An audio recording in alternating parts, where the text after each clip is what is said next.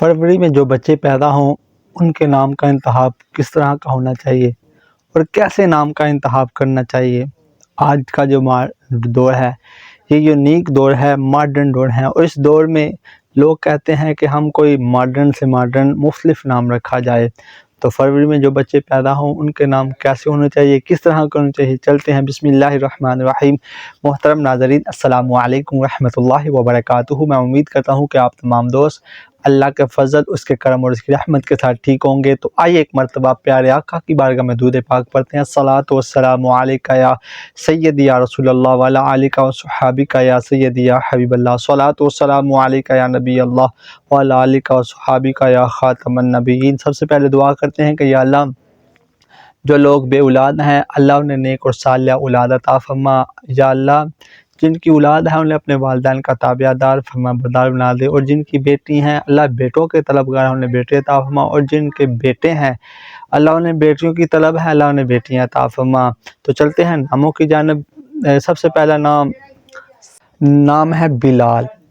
بلال نام کا مطلب ہے صحابی رسول، مؤذن رسول۔ نام ہے سعد۔ سعد کا مطلب ہے مبارک، نیک۔ نام ہے عمر، اس کا مطلب ہے زندگی، دوسرے خلیفہ۔ نام ہے سعید، اس کا مطلب ہے نیک، خوش نصیب۔ نام ہے عبد الرحمن، رحمان کا بندہ، رب کا بندہ، اللہ کا بندہ۔ نام ہے علی، بلند برتر، چوتھے خلیفہ۔ نام ہے ابو بکر، عظیم الشان، شاندار، مسلمانوں کے پہلے خلیفہ۔ نام ہے ارقم، منصف، انصاف کرنے والا۔ نام ہے انس، محبت کرنے والا۔ نام ہے بشیر، اس کا مطلب ہے خوشخبری دینے والا۔ نام ہے اسامہ، نیک سلوک کرنا۔ نام ہے ثابت، جس کا مطلب ہی نام ہے ثابت، اس کا مطلب ہے مکمل، ٹھیک ہے، اور مضبوط، پورا۔ نام ہے حبیب، اس کا مطلب ہے عزیز، ساتھی، رفیق۔ نام ہے خالد، اس کا مطلب ہے جنتی، بہشتی۔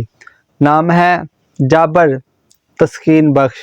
نام ہے حمزہ، ببر شیر، یعنی کہ نبی پاک علیہ السلام کے چچا کا نام۔